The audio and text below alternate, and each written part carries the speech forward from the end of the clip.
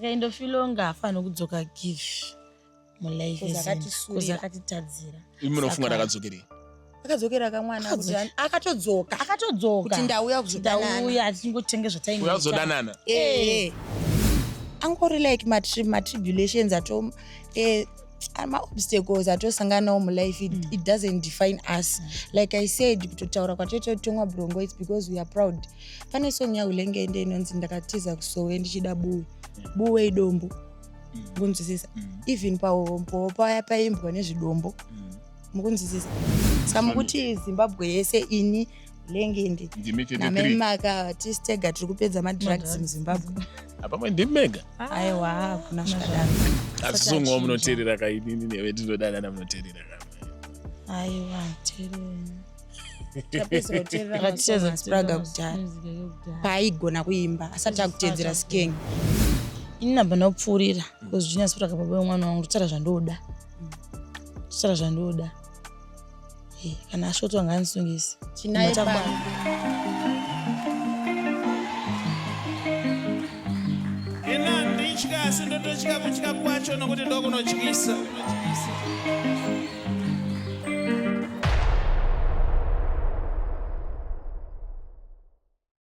Ladies and gentlemen, we are back again with another interesting video podcast. Tina Malongende Maloti family. Na Maisauro Maloti Ulengende and Maisauro, they have been so supportive of our work. Dara Bachimba Gumbari and Chichichi. Welcome, madam.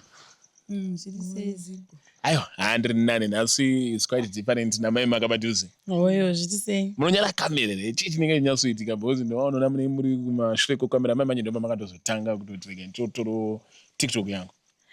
Kana isinye kuti apa unoti kutanga kwatakaita kuti izvo atombozvidana vantu vakatotanga kutaura yogoti booking vocalist inye kuti ndotaurisa saka kana chitaura ndinjingotsigira kana kuwedzera ndokutoti handikuya pakamera totodo kuya pakamera isi danger but inye kuti iyashita zvinhu zvake ine njingodairirawo asi pakati penyu muri 2 ndiani anolauda stage ndiani ndaze anolauda stage pakati penyu muri 2 big test akangofanana cut from the same crop takangofanana setapinda ma-issues atiratara zvamambongoti ndimbokubvunza yo 1 or 2 about your personal relationship muri 2 muri vapana maitomborova nori zvibhagera kumombewo kana kumaraini muchitamba chikweshe kana chii takakura tiri vana vaya vanongonakidza tingatedu tairwa nevanhu atinombotamborwa nevanhu kwete kurwa nevanhu kurwa pakati penyu muri 2 pakati pedu tiri 2 aiwa kana obvious vanhu zvine patinonetsana but kuite zvokutonetsana zvokuti tikabva tatotemberana kumugano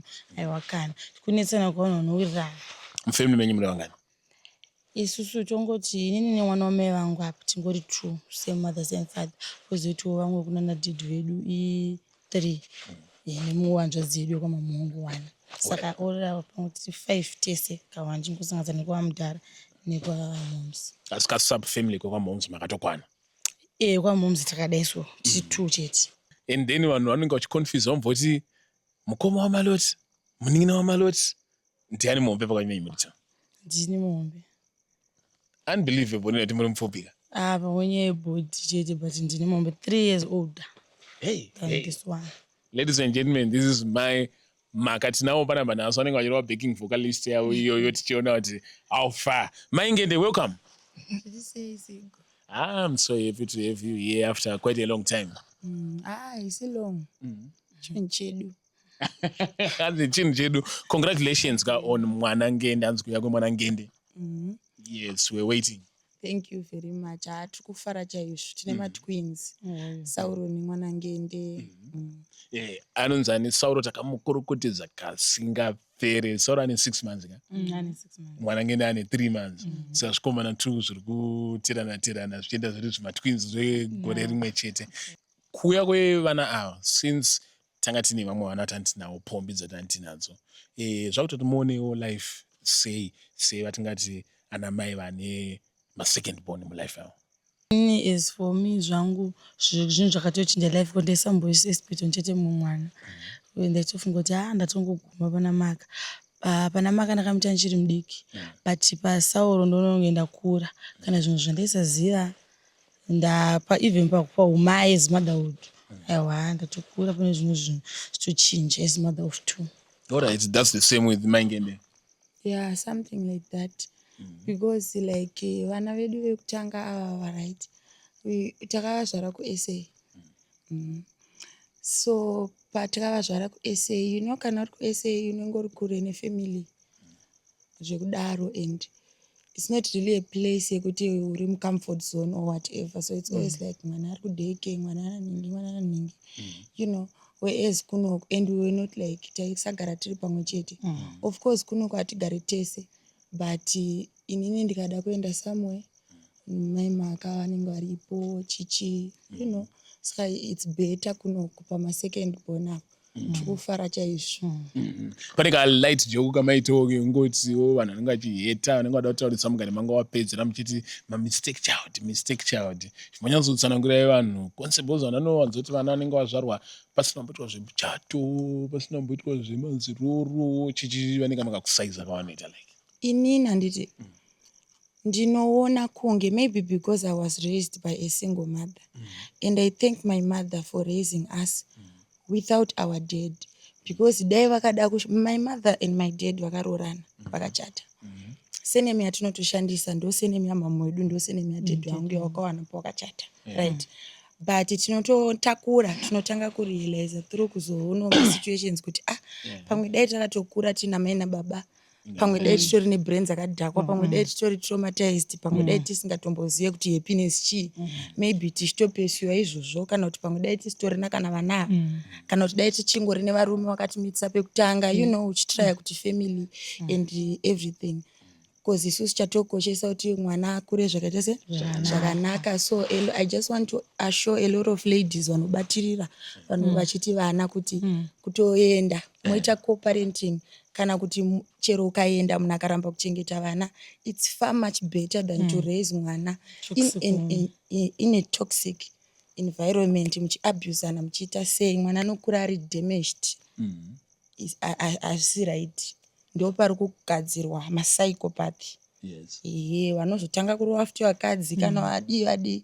Saka it's not always from a place yekuti ndo zvatichida, but my situations are out of our control.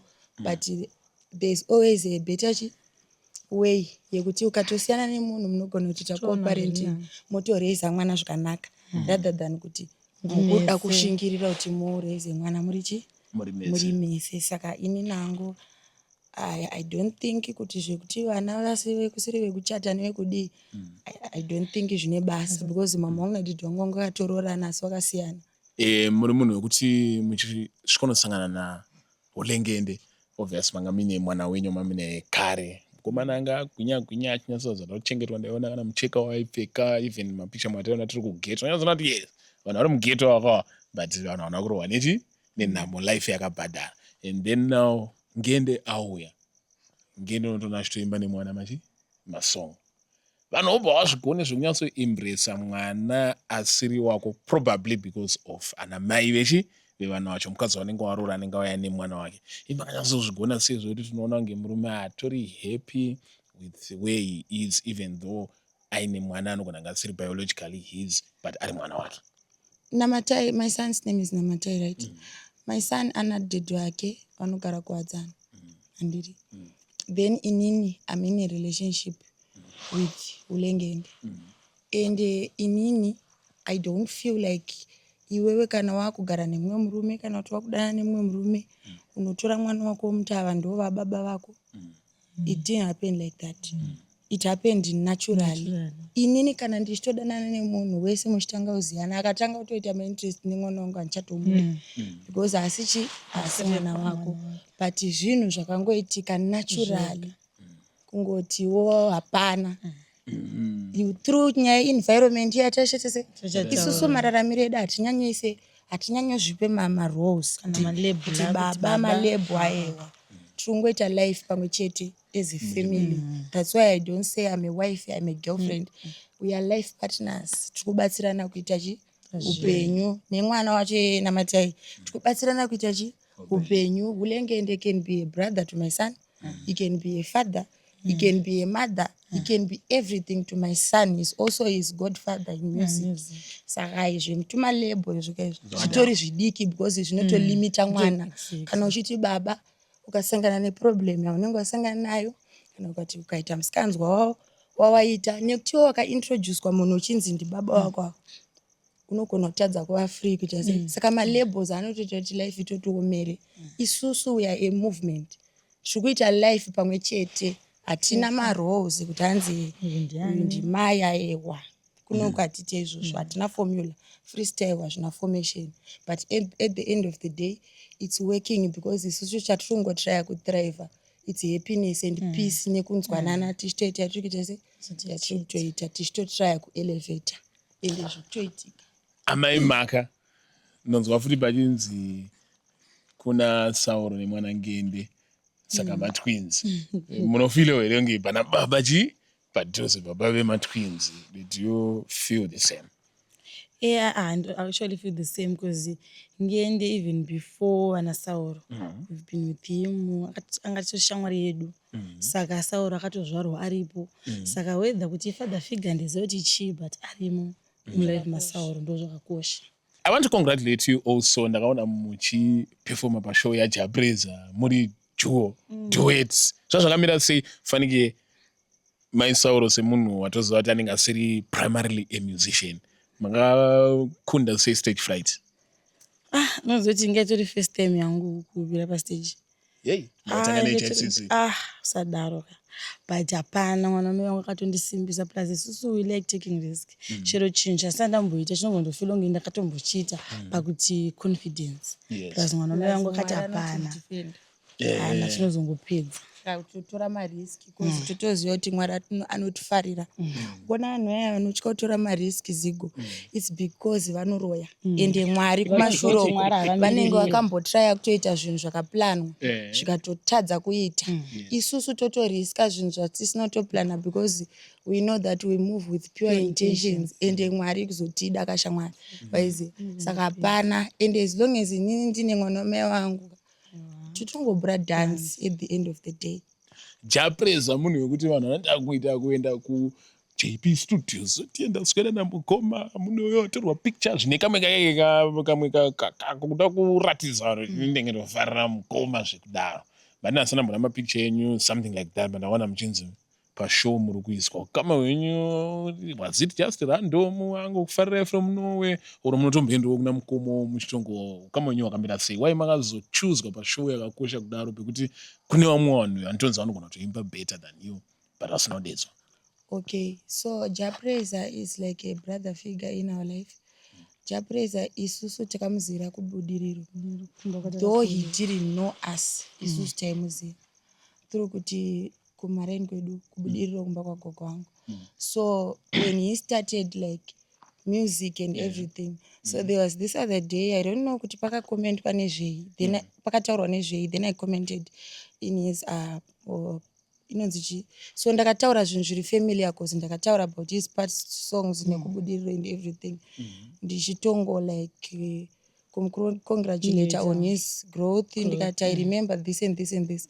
That's when he was like, oh really chichichi but atozoita kunge kakuziyana but not kuti takasangana pazvongoti background. So I can't say we are that close but in the yongotiwo he checks up on me, Sisimri say, and you know, and stuff like that. He actually checks up on you himself. Yes. So recently I got arrested. Then he also helped me. Ndakamukumbira mari. I didn't have money. And ndakatuma anzani my sister Ngende wakatoenda kuma studios kwake akatonowapa mari. And he said musanditende publicly. You know, but inini semunhu ano appreciate. Ngoti aiwa mukoma hapana ndobva watopa sister yangu mari yemakorokoto because ipapo Sauro angatoita sei angatozvarwa. So then pakazoitwa show yeku HICC ndakabva ndamu inbox kuti I want to be part of the show. Then he said okay unoda minutes mangani, how much is your booking price and whatever. Then ndakabva ndamupa inonzichi. So even Murimi makumbira kuti you want to be part of the show. He still wanted to pay you. He still wanted to know kuti munoda maminutes mangani. Haanangoita zvaya zvekuti munongouya mangoimba ndakupai mukana ndongopewa 5 minutes makati munoremekedzwa. Yeah, so akatondibhadhara mari yandakati ndiri kuda, ndobva ndanoipiwa deposit ku-HICC ikoko kune veGateway. Show yaitwa neGateway naCheapest Promotions. Then we went on to talk about set. Akati unoda kuimba minutes mangani. Then I said I need 10 minutes. Then he said, yeah, let's do 15. I believe in you. Then I did 15. Young Gemini also did 15. Then I performed after Young Gemini. So that time Ingende was in SA. Angaenda kushow SA. So inini ndakabva ndanoperforma nesister yangu. Hanzi nevanhu Maloti kana pasina Ngende aimbe. How did you pull that? I can say that's a baseless thing to say, because Ngende, remember, Ngende aisazikanwa. He's been in the music industry since he was 6 years old, but aisazikanwa. But Ngende akandinyorera masongs.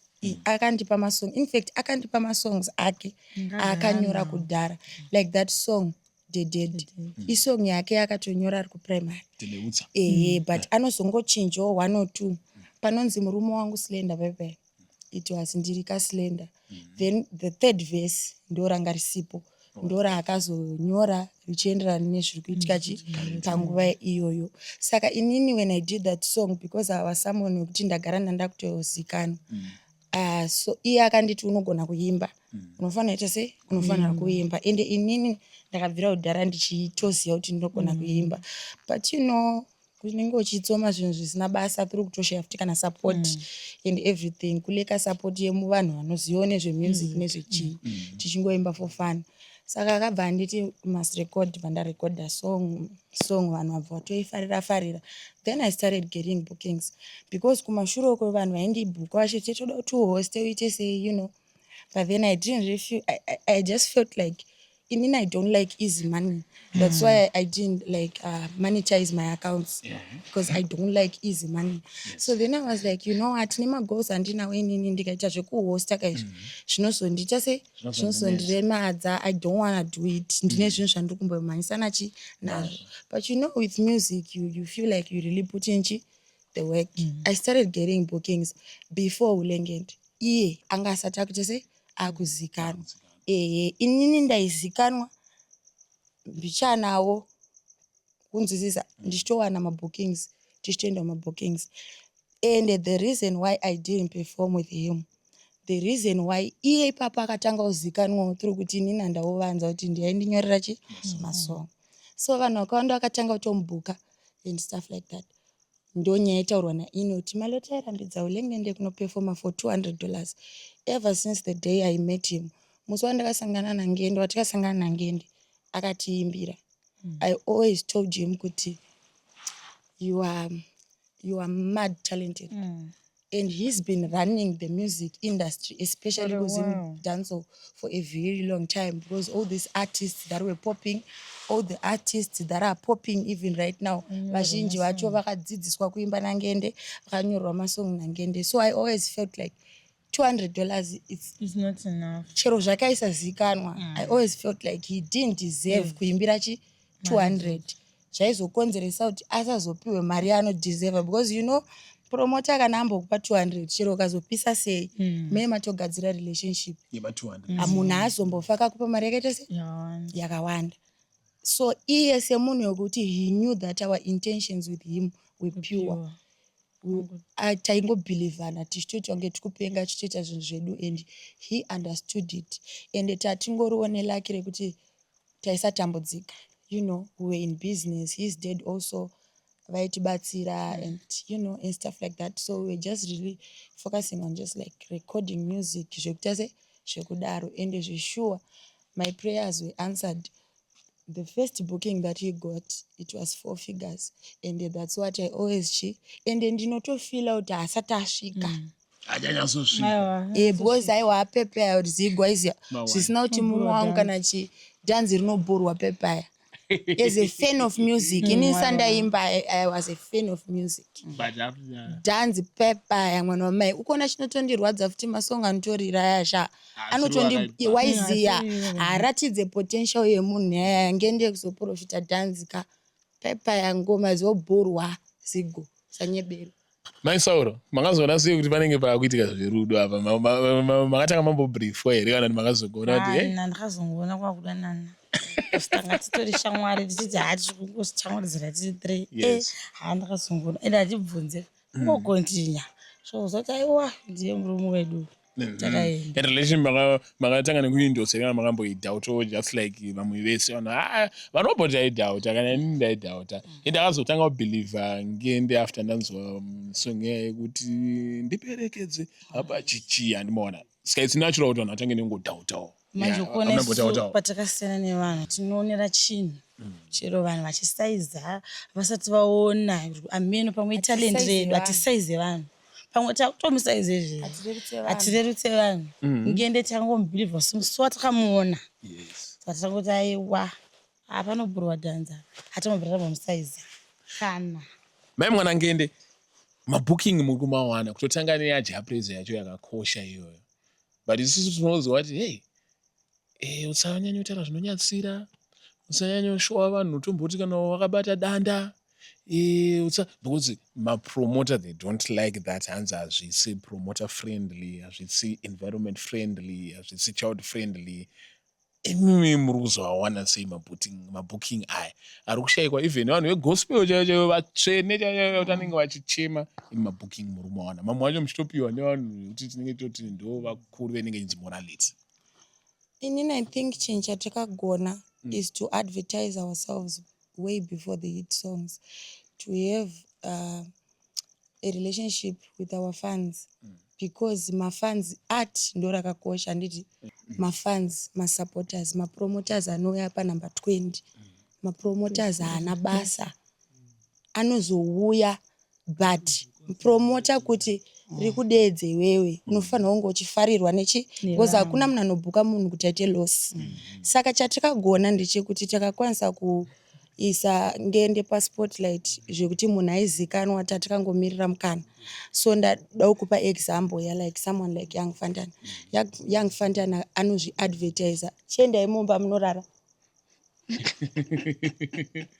se anozani Young Fantana aizviadvertiser aiziya anozviadvertiser anogona kuzviita sei kuzviadvertiser akangomirira hit song handiti because vanhu vese vanotomuziva ndo zvazvakangoita kunani kana ngende vanhu vese vaimuziva but asati ane hit song handiti zvasiyana nekuti kune vamwe vanhu vakaita like that guy akaimba do I don't even know zita rake akaimba do ratovharwa ikaita hit kasi vanhu havamuzivi ndo disadvantage yake chero promota chaiye akada mutsvaga anomutsvaga chita ari kutsvagani unogona kutobirwa chi identity sandakanganwa zvekuti anzi madrugs ezviya unonge usingabhuri dance kana uchibhura dance zvokunzi nomwa bhurongo zvezvi akazvitaura ndosaka tari mapromota hana basa because mapromota anogona kutokudedza chero asingakufariri but pekuti unonge uchita sei warira unonge uchidiwa nevanhu chatonza muchafe makaimba kuCup Clash muzimbabwe hamuchatorire zimudhanzo zacho ende hamuchafe makaimba kuCup Clash matuka chipazi yemadii of course iye anenge akatobatikana nekutotuka kwatakameta obva atozvitiwo futi vanhu ava handivabhuki but pane pamwe zigo paunoti dhanzi rikubhurwa apa totozopiwa mari yakawanda kudarika ivavo vacho vasina umbomutuka because God given talent, no one can stop it. What's the highest amount you've received for a booking individually? I don't want to talk about that.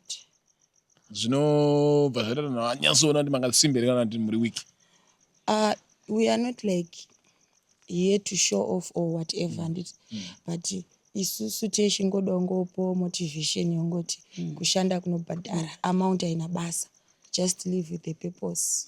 Ziya zvauri kuita chete ndo zvakadi like I said art ndo rakadi rakakosha rinozotiwanisa mari saka mari tagara tichangoiwana but art ndo rakaita se ndo rakakosha that's why tichitoramba tichitorekodha tichitodai because art ndo mari yacho saka zvema amounts hazvina chi hazvina basa. Saka panyaya wanga uchindibvunza yekuti madrugs, vulgar, whatever. Let me tell you something. Kune vanhu vatori wese. Ivo vanotoimba ivava. But inini I think Mwari anenge akatipa matalents ekuimba kuti tirarame zvatoda. Tiri masuperstar. Saka tofanira kutorarama zvatoda katizorarame life iri ordinary.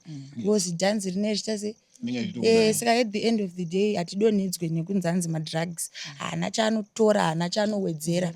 Dhanzi rinongoita se rinongobhurwa. Talent harinene, madinya dzavanhu vasingagone kuimba ndo vanoudzwa zvewaiziya baby.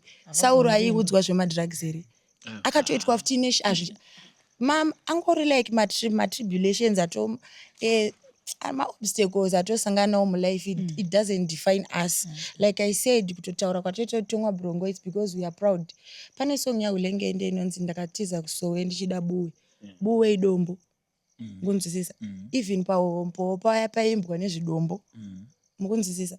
But izvezvi haachatopute dombo. Saka hatitaurirwe tiri kutotraya kuchinja life yedu. Saka hatitaurirwe zvemadrugs because taitombo maputa tikamasiya. Pamwe paunotouya next time Brongo racho tisangorimwe. But inyongoti tiri vanhu vanoita zvinhu. Tiri vanhu vanongoita zvinhu zvedu paloud but it's not news. Saka mukuti Zimbabwe yese ini Ulengende namemaka artistega tiri kupedza madrugs muZimbabwe. Apamwe ndimega. Aiwa kuna zvikadaro. Vanhu vari kutorwa madrugs vakawanda. Istori nani tikatorwa madrugs tinoatatanga kutoita jinja. Kuna vamwe vanhu vanototi vakatorwa madrugs vakutofunga vakutoenda kumba unorara. Saka patira patauro zvemadrugs. Inyengoti tiri vanhu vanotaura chokwadi but hazvina basa. Ende dai taisada kumasiya dai tichizviwandisa. Munhu anoda madrugs ndiye anomawandisa. But isusu hatichariona kunge dhiri pakuti it's part of our lifestyle but zviri futi zvinhu zvakadhakwa. Saka tofanira kutotaura nezvazvo. But vanhu hobo vanogona kuchitora something as simple as danda chaiyo. Unoona ari munhu wekuti unoona kana appearance yake, unoona body yake inoratidza ane ma-health complication, unoona skin yake, unoona lifestyle yake, zvanzi madrugs are damaging.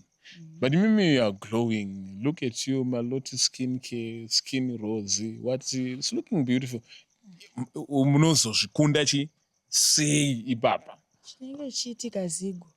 Ndechekuti for example Holy 10 kurwa dombo wakawanda. Kurwa madrugs wakawanda.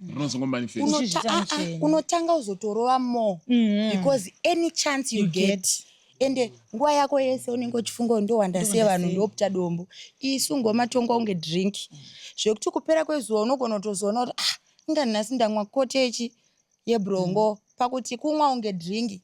Saka harisisiri dhiri rekutoti hanzi tikufanira kutanga tachakamiting kana tikufanira kutanga taenda pasi petable kuti timwe Brongo. Saka we end up tisatoriona unge dhiri sterek zvekuti pamwe pacho togona kutokanganwa kurimwa because takalegalize. Asi chakanaka chakatata zvakanakira mwana che unozongopengera maresults tinozongomaona. Ende kana uchiwanda zvinoreva kuti usati waredi kusiya. Chinja uri kuita for a long time uchiripo. Uprotect. Kuti vanasambofa vachiziva. Fode yangu yange chitaipa zvamuri kutaura ayaona hora. Mai Mwanangere ndakaona even now your profile rina Lady Squander.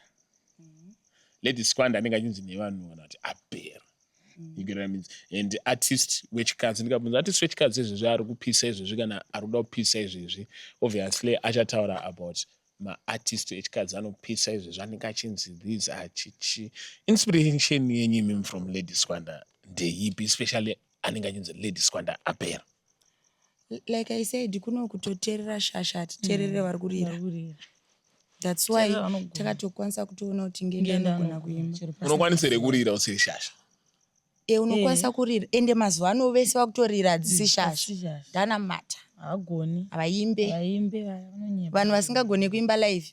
Munhu anoenda kuinterview wopedza interview asina kana kumboimba uchitaura makuhwa naZigo iwe wotadza. Saka tiri kuita nezvei because even maquestions atiri kubvunzana ari kuzongoperera mangoma but enda negore nchiimba because ndotoimba.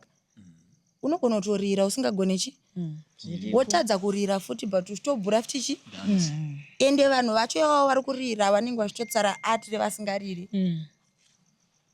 Lady ndakatanga kuteerera Lady Squander kudhara ndiri mudiki, me and my sister are both. Ndakatanga kuteerera Lady Squander kudhara, you know. Saka isusu zvekupera kwemunhu zvekudi hatitozviziva mangoma zvakafanana Tigonzwera dhanzi rinoburwa bebe maskiri chero nhasi akanzi aimbe song inogona kusarira nekuti haisisiri time yako kana kuti une maobstacles wauri kusanganawo nawo. Like kuna Lady Squander, she went through a lot of challenges, madrugs, marelationships and whatever, but kugona munhu anenge achiri kungoita sei kungogona. Saka maconversation ekupera inyaya dzevanhu vanopenga, inyaya dzevanhu vasingazive music ndo vanotaura zvekupera.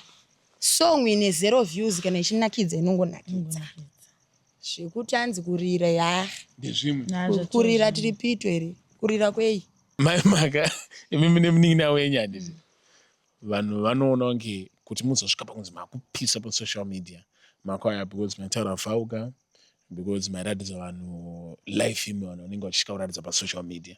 But now hanzi chipo chekuti masvika maapa level yekuti makukwanisa kuchicreata brand risina kana zvinonyatsira, create brand risina kana panobuditswa kana zvinodhaka, risina kana controversy. Would you advise your sister, yourself and murume wenyu kuti muite something like that for future vanhu vanenge vachitarisira kuti takutomboona mai makanouya uchingoti pasina kana mbonzi matambudziko emwoyo? Ipapo ndogona kuti handikwanise kuti kuchinja because ndiye ndichingoita inini. I'll be just doing myself. Handina kuuya futi paindaneti chichanzi endaurira kana dozodi ndakatozongorirawo nemistake but ndichingoitochi ndichingoita life yangu. Saka kuti hanzi nini ndingaplane wakatariswa nekamera ndiwo futi wakatotora mavidhiyo saka zvakangoitika out of my control. Saka ini handikwanisa kucontrol zvandida kuzochinjira vanhu because ini pasocial media pachoka ndatongoya because ndotozoti kune vamwe vanhu vanotoraramawo vatakatofanana navo somehow vatinoinfluenza. Saka inini I would rather be myself all the time. Handimbofi ndakachinja. Does the same apply to you Maingende? Kuti this time Maingende vakutorira. Alright, paibe pamunenge muchiudza vanhu kuti iri fresh. Munenge muchiacta drama here, munenge mutsvaga malikes here, zvinhu zvamuchazosiya pamberi apa here zvichaexpire. Hatitsvage malikes zigo because dai taiziva kuti zvinowanisa malikes dai taisambozviita ende dai taitsvaga malikes dai taisataura mhata but takatoshamisika kuti munozvifarira because tichitsvaga malikes kamwanaka touya tichifeka but isirungwetowo zvinhu zvedu but ende chinoitika. Let me tell you something. Masocialites echinherera anoraramira kuda kufadza vanhu vasina love in real life. I think this is the third time uchiuya kwatiri uchitiona uchidai people vanhu havatozive zigo kuti I don't even stay with my sister wanzisiza. Saka tine love nesupport mureal life to a point yekuti tinozoenda pasocial media ndanzwa nemacomments inini ndikamuka ndikageza ndikapfeka sister yangu inondicompliment akati 27 ndotozomti ndaneta wambondiudza ini ndiye nchikorerwa ndikatasa sister yangu mwana wamai ganda rako rakanaka mwana wamai sososo mwana rakanaka each and every day ngende ndomuudza achimuka kuti unogona kuimba and whenever paanoimba ndofeel onge is the first time.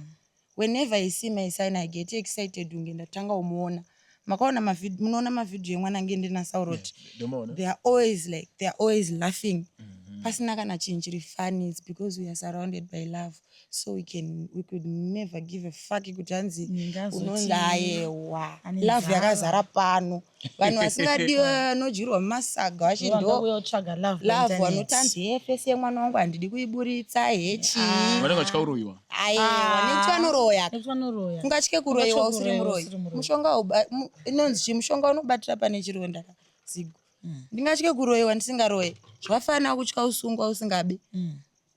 Mune management here Maloti as an individual, do you have management? Management Hulengende naMalotand. Manager kuti amanage kudoti amanage amanage chipo chinangende cheche.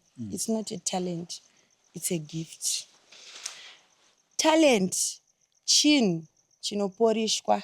Inini ndindoti ndine talent rekuimba because inini ndakatotanga kutoudzwa nemumwe munhu kuti ndinogona kuimba. Ndikatanga kutodzidziswa nemumwe munhu kunyora song.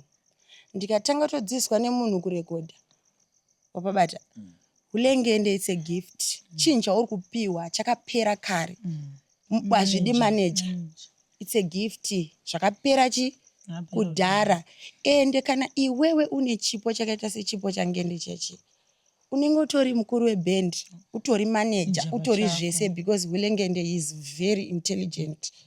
Saka hatodi manager, akatoita manager anotovhiringika. Vanhu vanenge vachiti Maloti ndiye ari kumanager. Taita interview naPassion Java nezuro achiti we have reached a level now yekuti Maloti tinokutenda chaizvo nezvawakaita. Izvezvi it's wise kuti uchingota step back a little wotsvaga professional management for Hulengende. Hanzi anobva atoenda mamalevels anodarika ainawo izvezvi. Handimanager Hulengende. Hulengende ndiye anotoita mabookings angu. I don't know anything about music. Hulengende ndiye anotondimanager inini. Ndiye anoita mabookings edu. Munoziva kuti muZimbabwe vanhu havatounderstande kuti manager chii. Let me tell you, kana takutaura zvamanager ndiri, takutaura kuti music business. Manager anenge achikushandira. Ndiwe mukuru weband. Manager anenge achifanirwa kubatsira kustrategize. Kwete kuti manager anouya otanga kukudza kuti usabuda wakabata danda. Usaimbe zvinhu ayewa. Ndezvekumama zviya plus zvinoitwa vanhu vasingabhurechi ndo vanoda manager anotsvaga mashow. Uya anotsvagwa. Saka iwe uda manager anongotaura kuti ndinonzi Hulengende ndiri kuda mari yakati kuti ndiyozoimba.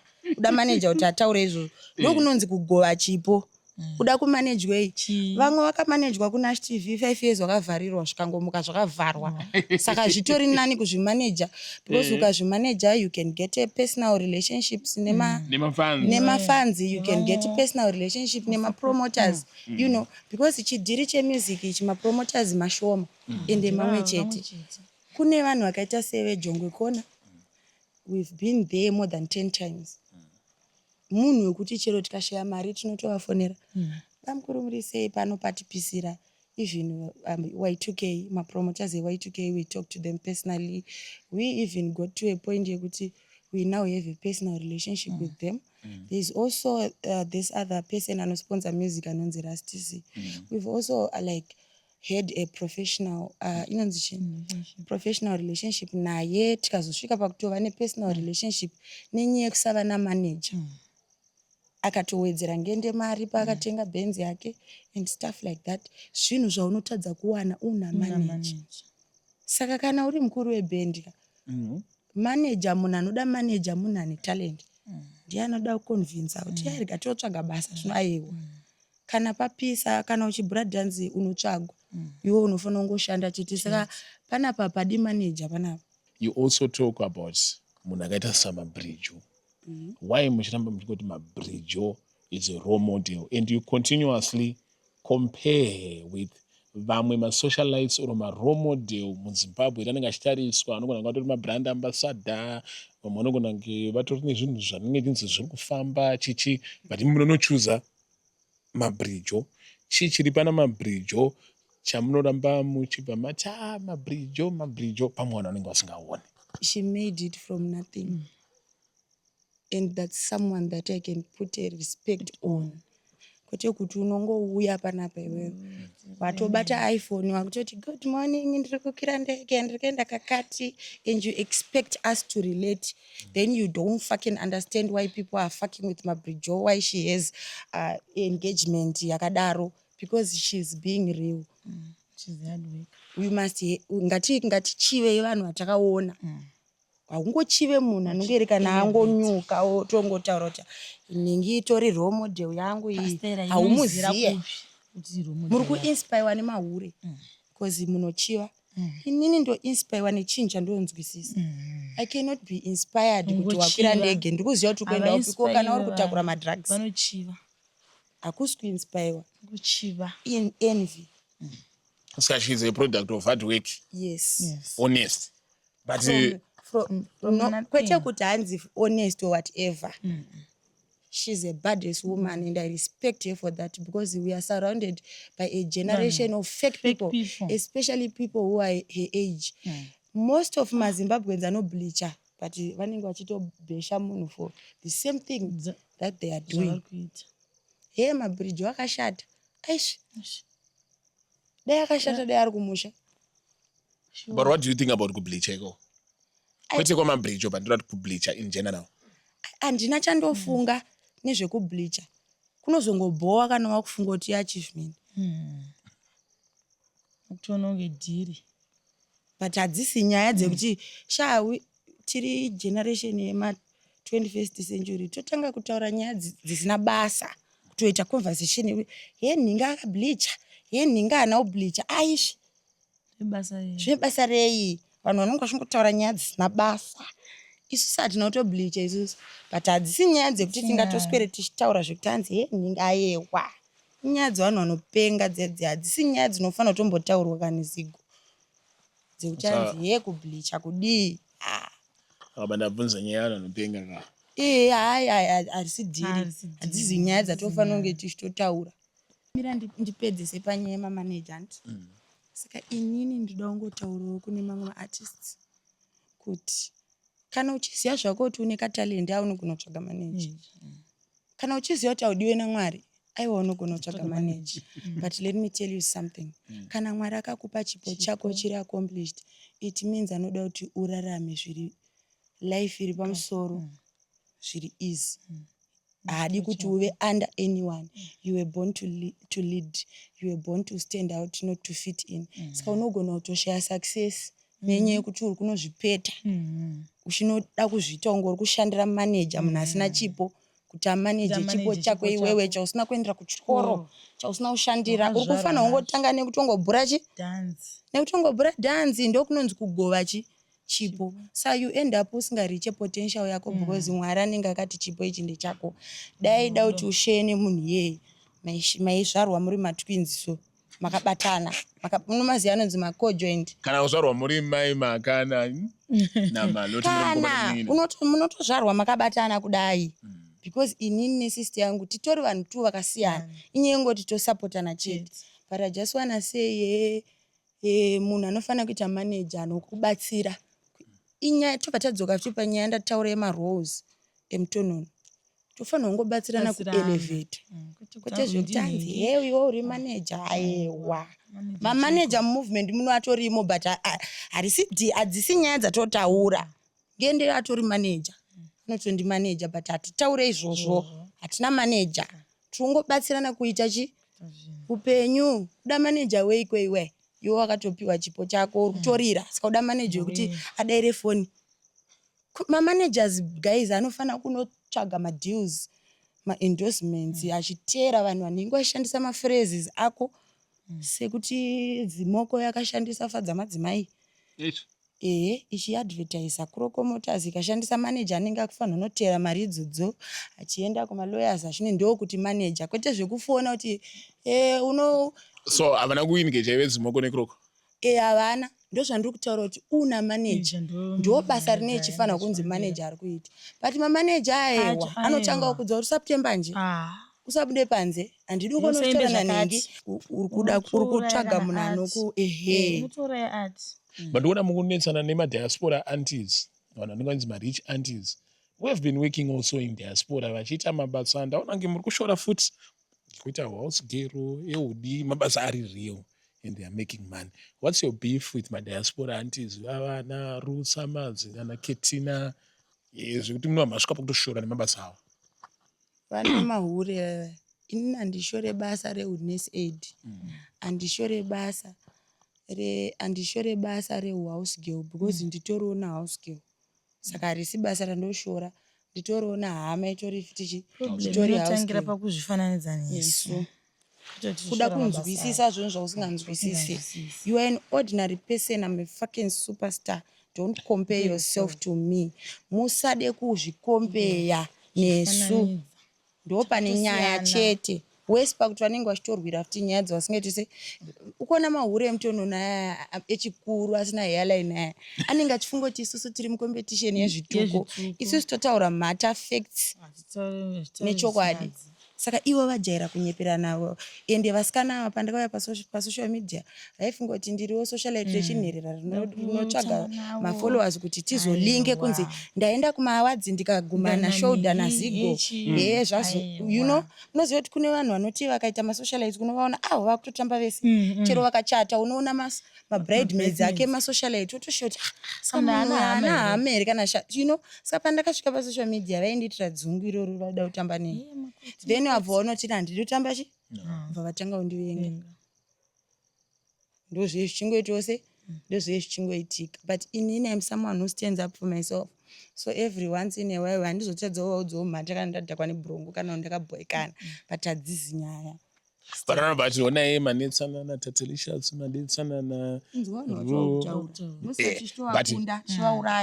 Batoba tachisa manje ivava vanhu vamuri kukunda vamuri kuraya chichi but koitawo futi vanhu vakaita sana mani utambosi vekuti you are not in the same industry of course but havasiwa nekuti munoti they are failing in life but munoona kuuya muchiratidza she's failing in life I just told a real life story chiko chisinganzwisisika ipapo chero dai anga ari ani inyaya yakaitika zvina basa kuti ndiwani vakandisurira saka ndofanira kutadzawo zvitaura nekuti uri kuti role model yako haisi role model yangu ndotoiudza mhata vanobva vaziva kuti vakakusurira isi vanozviziva but vanoda kunyepedzera because vanotya vamagurupi vanenge vachitsvaga kufarirwa saka vanobhowekana kuti munhu wandine access yekufarirwa naye akatondiradza kuti anondifarira ini ndotomudza mhata zvinova zviri zvinhu zvavari kutry kuachieve sekuti Rita aicelebrate kuti asangana napokelo inini kusangana kwangu napokelo I got paid she paid me to perform at her event what saka kusiyana kwechi saka inini ukandiona ndichituka munhu maonera unomuita asiwo maonera andomuita ende haisi nyaya iyoyo kuti unofanira kundivengera kuti ndatuka madhambosika vane basa rei ivo vakandisurira kana ndakutoti nekuti ndimadhambosi ndichimbomisa vamwe vanhu vese ava ndiye nditori fake because I'm getting to pick and choose who can disrespect me I don't give a fuck who you are inini handidi zvekudhererwa ende vanhu ndozvavanoita it's like vane vanhu vavanobvumira kuti vavadherere kuti hasvikatika nauyu manje ita zvabasa nazvo kuti unonzani kana watoti dherere tinongokutaurira chokwadi ende hatisi kufarirwa saka tinongotaura chokwadi sezvachiri iwozvo imi ndimunotopenga because memuchirwira vanhu vamusingazivi kana inini ndichituka Junior Sprague it's because ndinomuziya one day when we make it tichazokuudzai kusangana kwedu nani naJunior Sprague mobva maona why tichimutuka achiramba achidzoka kwatiri ende achiramba akanyarara saka dzimwe nyaya ndedzongotarisa because panapa parwarwa nogona kutotiona kuti mangwana tine munhu iye but chero tichikuda chero hatizotadzotaura zvaunoda zvatoda hatizotadzi isusu tinozongotaura zvatoda at the end of the day regardless of the consequences kana kuti ndiani but mai maka takaona muna Junior Sprague ipo pano muchiratidza kuti mufaro wenyu newaSprague wacho wanga wakanyatsozara takafunga pamwe pai pane mainzi Malongende nedare guru it's one family tafunga kuti zvatongodzoka yatongo couple wasn't that the idea mwangu ukuona kuti inini ndiri munhu anoregerera nditi but ndinozonodhipisa futi kuti vati munhu anotondijairira ziya nezvakasisatora siti yangu kuti nemumwewo zuva tichazoitaura nyaya saka its like inini pamwe handisi kunyatsokwanisa kumuita sei kumuregerera pamwe by any time but pabhomwa baba wemwana wangu haisi danger muchamakanyatsotadzirwa chii iwe hauzvizive here kuti Sprague akauya panapa achitaura kuti hanzi mwana wangu ada dhini yemwana wanoziva kuti ndewake hamene kuti aifunga kuti hamene kuti aidza kutaura kuti chii no madoubts angori natural even mwana unyatsodana chaicha unogona kusvika ukatoudzwa nemuprofita kuti mwana asi wako inini chandoti haisi doubt because mukudzoka kwacho kwaakaita hatina kana DNA yatakaita akatongodzoka achitofarira mwana wake akatoturika mwana akatenga akatenga maisana. Saka iwewo kana waitozoti ndio ndakatombofungawo izvozvo kuti pamwe munhu ari kufunga kuti mwana asi wake but anobvira mbotora zvedna. Saka ndofanira kuti aiwa uye anotongodhiherera asi munofunga kuti nei akataura statement ndofunga kuti mwana asi wangu because kuonererwa because inini ukuona vamwe vasikana pamwe ndogona kuti ndimbotaurawo zvandofunga because pane vamwe vasikana vekuti vanomitiswa nditi wobva watangototeerera mukomana kuti achitobva panapa ndakutogara panapa but ini handisi type yemusikana yekuti hanzi ndingagarire nekuti hanzi ndamitiswa ndakabva ndatoenda nekuti asi taitogara tese asi paakatondimisa ndovana ndatoenda. Saka pamwe ivo vakasara chifunga kuti munhu pamwe aisi nhombi yangu pamwe denga nhombi yangu ita sei aigara but which is not the case because kubva pandakasangana naJunior Sprague hatina kumbobvira tambosiyana kusvika kusvikira musi wandakazoti yo nditori ndichirwara hatisati tambosiyana. Saka handingafunga kuti angaite zvekufungidzira kuti hanzi mwana wake vakaparadzana nenyaya yeurwere ndichirwara. Ndakati ndakuenda kumba kuzi ndikurwara ndasati tombozwa kuti ndine nhumbu panaenda kumba. Saka inini I think nhumbu yachongondipingisa changonetsa but inini ndakabva nangoenda kumba iye obvawo zvitoro nge atofuratirwa bva aramba bhabva atoti wenantere ndikati wenantaseo handidzokere because ndakatombomuteera munhu. Saka yange yatoriwo chanzeke kuti ase handiti especially pane mwana. Saka inini ndairwara ndakarwara nhumbu yangu yakandirwarisa saura ndakatopoza ndafa sezvo zvakazvinzwa nomboita ke ndikangoti aiwa papo nongokontinya nelife yangu hapana but chakazotondinisa ndichoti okay ko inini ndaramba wakufuratira kuti mwana but apa ndakatofunga pamwe zveshe wari kufunga kuti asi wake but apa azongodzoka asi hana kana DNA yaakaita wakutoti meet my son kutoya nehama dzako panapa kutotengera mwana hembe mwana uya wamakamboti asi wangu. Saka indofila unge uya ana ufanana na Sprague akafanana na mamaka ane chifesi chekumba kwedu ukaona picture ramaka mukadaroka munodzosa nyaya dzema-DNA aiwa ndikutrai ngokuexplainerai kuti madrawings mwana uya mukaona maka ari mudiki first born sister yangu munogona kutofunga kuti ndiye Sauro asi paakadzoka haana kumbotaura zvedna akatanga kutouya nehama dzake mukoma chakati mumwe wedu koinga maimboti mwana uyu DNA. Saka isusu tiri vanhu yekuti semunhu watofarira tinomuvenga we love that boy so much. Ko pakazokakanisika ndepapi since kubva musi wepicture tozoona vanhu vakuchinjana mashoka kushanyirana kwakashata kuvenga handiti panomboita ka-excitement kema-memories pakuti kuzotambudzika tese kane munhu yava nyaya dziyadziyadza ndiri kuziva kuti tichazoitose zvikangoitika paneni nangendi kusangana mudown neni ndo zvikangoitika pana maimaka nani naSprague maiziya asi tasara tadhakwa nebhurungu takufunga zvebadnessiwo pamindset wo yeduwo yevanhu vanopenga tobva tichangobvunza kuti but nai mwana wamai uyu akamboti ada dhiye saka ada kudii ada kuita sei. Saka indofila unga hafana kudzoka give mulife kuzi akatitadzira munofunga ndakadzokerei akadzokera kamwana kuti akatodzoka kuti ndauya kuzodanana achingotenga zvatainozodanana but isusu kane akadzoka for Rico munhu waunoda unobva kunoita excitement weyongoti unenzere inonzi Rico inobva pakuti either it's Rico yaitwa ana chamisana nachiye kuti unenge wa-MP kana chiye obva wanzi dzoka iRico kana unopinzwa mumechi kuti utambe bhora akaobva oneka kuti obva dzoka aiwa iye haana unzi dzoka akadzoka nekuti kwatiri anokuziwa orati kune imwe Rico yechitunhu iyo inonzi reconciliation kudzoka kuzogadzirisana tobva tava pamwe chete kuzogadzirisana akadzoka kuzokontinya ndozvakadaniboa saka isusu takatofara kuti hamwe tikatomboita kuti kunge tumanzi chinokuboa imai makachiya mudiwo here murume aiye unofanira kuti sorry kuratidza kuti wakakanganisa tobva taziva kuti wachinja aiwa maingende chimbomirai timbobvunza mwene webhawa chii chinorwadza mai maka kuti baba vaSauro vauye vobva vadzokerana nemunhu wawanga waplana kuti tikuita mwana wedu tobva tachengeta mwana wedu tichikura tichidanana tichidii chii chakakurwadza ipa kuti aiwa chakandira nechekuti wakamboenderei iwe waizoti uda kuzongodzoka saka ukamboenderera saka ndichandiri kuti chidzoko chitaura kuti utombokumbire kana regere but iwe uda kungokontinua kutonge tisina mbotambotadzirana uda kungoti titokukanganwe wakatisurira wakutotama kuti hausi kundidaira saka inini ungodzokera tingokuise panga uri saka inini tinawo maramba ka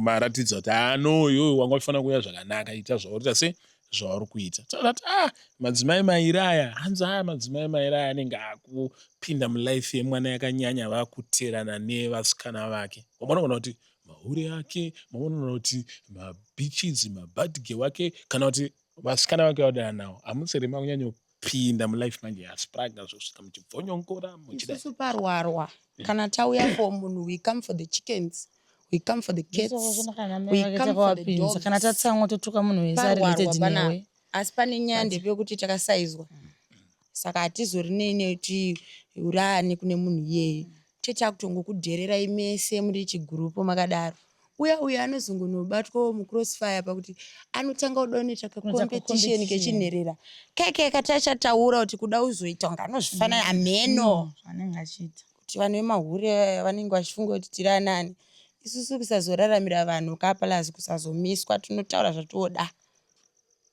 senge pana spraga wewe totaura zvatoda because akatotisurira asi pachine here mukana wekuti anokwanisa kudzoka edu tozogadzirisana kana asadhiroweka kana achinja cause isusu tiri vanhu vasingadhirowe nawo hatidi kumuona pano tomutema nepoti anodhirowa asi zungwa munoteerera kainini newe tinodanana munoteerera aiwa teerera tapedzera kuteerera spraga kudhara paaigona kuimba asati akuteedzera skeng ndoona vanhu vese vanoramba vachingoti ngende anofanira kutenda maloti ngende anofanira maloti akashanda akadii zvii zvamunoti ndinotendawo ngende kuti kuya kwakaita vanhu vanoramba vachingoti ngende chakauya chiri chigunduru ngende akauya asingazikanwe maloti akazodai mindset dzevanhu vanosaiza vanhu vanofunga izvozvo nekuti vaisaiza ngende inini ndini ndinomuziya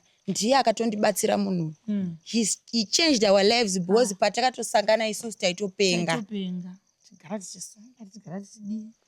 unzvizisa saka akatotiseva but hatizoraramira hedu kuda kuprova manarrative ekuti iwo wati mukomana wangu chigunduru inini ndakuda kuprova kuti ayewa ngende mwana wamadzibaba edu anotopisa ayewa kusazoraramira izvozvo but I don't want to lie to you ngende is changed my life akandibatsira zvinhu zvakawanda akandidzidzisa kuimba akandidzidzisa kunyora masongo akandidzidzisawo kuva munhu ari calm akandipa mwana ngende the list is endless ndogona kusvika mangwana ndichiita se ndichizvitaura ende chakanyanyokosha anondi appreciate kwete zvisi zvekudhirowa kwete zvekuti anoti papodcast andoda kutenda ayewa it's something that he says every day inini futi it's something that I tell him every day but ayewa ngende from day one he's always been a superstar inyengotowa akazoputika neni but nguva yacho inenge yatete se yatokwana saka taifanira kutongosangana kuti dhanzi rinyatete se because ininiwo kana ndiripo anoita manyemwe inini kana aripo waiziya but aiwa ngende is a superstar inini ndiri munhu anomira nechokwadi ndinogona kuimba zigu ndogona kuimba mustudio ndogona kuimba live amendere off key no ndinogona kuimba asi ndakanonoka ende ndingori munhu anoappreciata just because ndakauya nchiti ngenda ndinonyorera masongo hazviro kuti handigoni kuimba because kutaura kuno ndakutonyorawo masongo angu but kune vanhu vatone ma15 years nanhasi vasati vakunyora songo asi nyangoti havazvitauri mapabata nei vanhu vachinyara kuimbresa kaucha kunyorwa masong because kuamerica song yaRihanna unotoona takanyorwa kunzi composed and written by Ningi because pamhata pevarombo vane brain dzevarombo havabhelieve mukusimudzana vanoda kutsikirirana kutoti munhu wacho mira ndikudze something inini dai ndisina kusapota ngende dai ndisingaimbi because handaumbosangana naye ndikamusapotera kuti uyu nda kuti azondito ndiimbe because ndaisatoziva ndichaimba but ndikangosapota kuti aiwa pane chipo apa Pane chipo tofana apa, kungosapota umwe wedu handiti But iyo bva tonosvika pakutoona kuti Support patorooneka chipo apa rega ndisapota of tichi mumwe wangu handiti kwese kwandoenda chero kumarali kuZANU-PF kupi ndaitotanga nchina nchimuperekedza kutosvika inini ndatopiwa rangu dhiri kutosvika ndatosainwawo promota wandienda muperekedza kushow because I'm always there clapping hands. But as you can see now takutoimba tese. Why?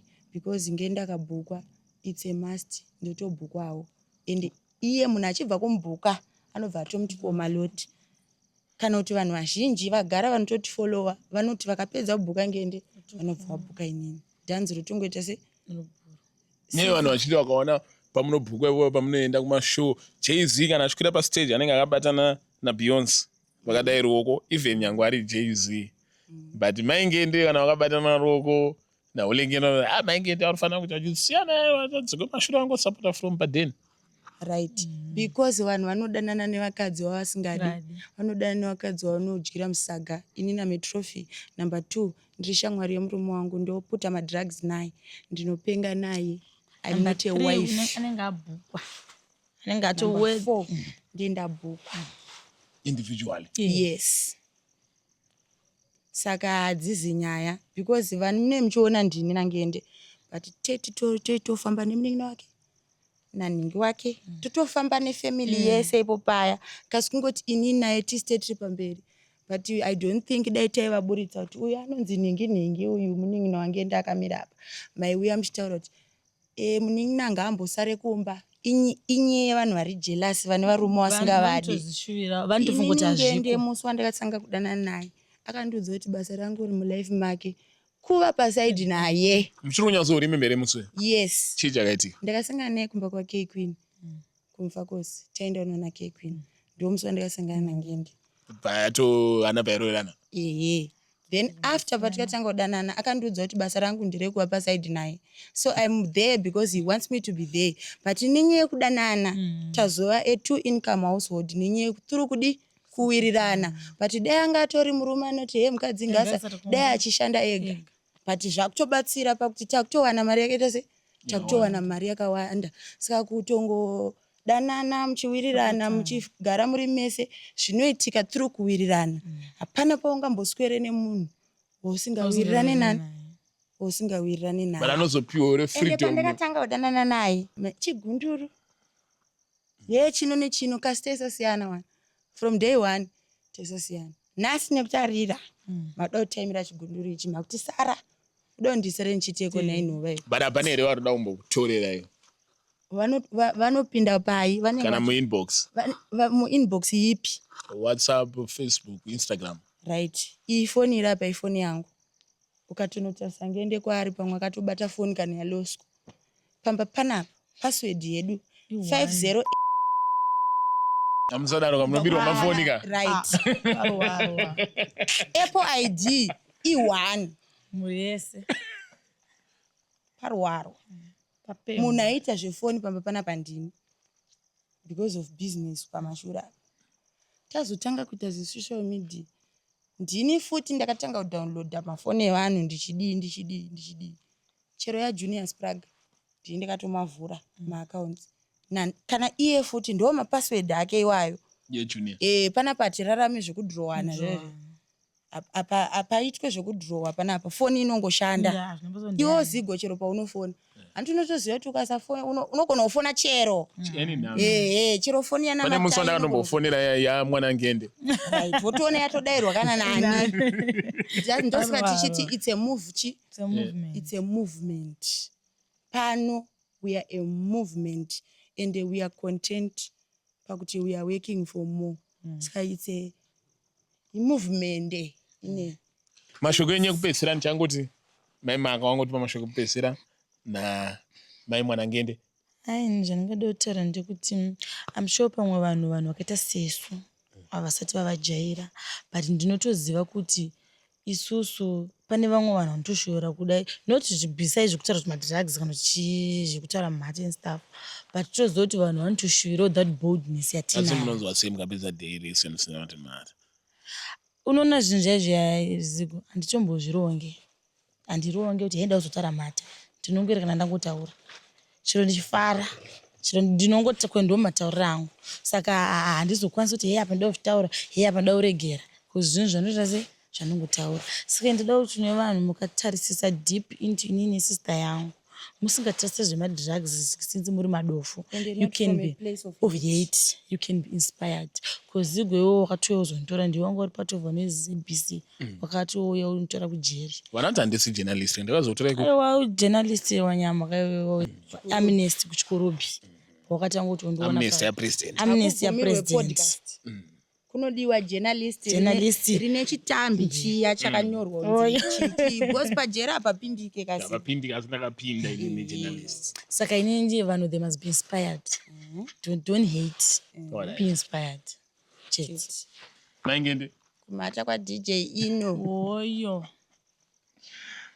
Maingende mufanira kuregerera DJ Ino never tifite kavaregerera I will heal in hell I will heal in heaven mwanangende wakatadzira Sauro saka ndohila muswa ndofa whether ndikuenda kuheaven or kugena ndohila ikoko kumata kwa DJ Ino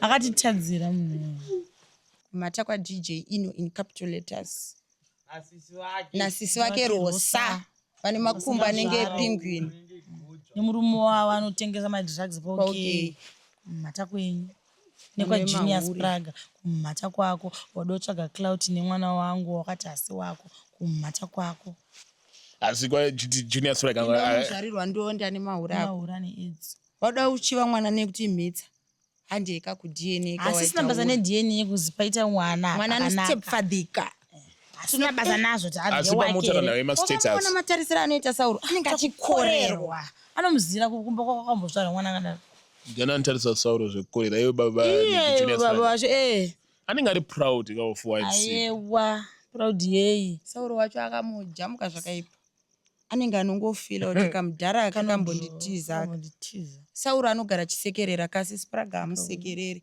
tikatonoti kumbonyikidza kodzero dzemwana child abuse iri kuitika sure munhu anosekerera kana iwe akatombokusekera asi baba vake asisekerera anotochema anobva atochema pamwe anofila kuti kamudhara akaplus kuti kachiri kudrowa akasati kachinja but pamazotaura nawo ye-aids ndanosoda kutaura hangu about that but since you brought it up monere kuti tipfurirei tikataura mastatus evanhu kana ari yechokwadi ini namba ndakupfuurira bcause junius praga baba wemwana wangu totaura zvandoda totaura zvandoda kana asvotwa ngaandisungise tinaye pano junius praga akarara ari mombo Sauro dadatya saka tinomuudza zvatoda imi mamudi kuti tituke junius praga munoda kuti titukani tikasvotwa toda kuti titukani totuka iye ndosika asingatidairi anodiseva mazuva mamati Ino ndowamburutuka aiwa Ino it's a forever thing agara izvo zvajunius praga zvinokwidza nekudzika it's not a permanent thing munhu wekuti pamwe toreconcile pamwe todii kwete aiwa DJ Ino no iactera yemunhu chii chandofanira kuita kuti ndisazotokoma mangwana ndinzi kubata kwazigwa iwo zigwa pamwe kungobvunzwawo hako kana kuti hautizive kuziwe kana uchitiziva ufuna kubvunza zvakadaro kuzi it's not like tinongomuka chete yekumata kanenge teta totadzirwa saka ido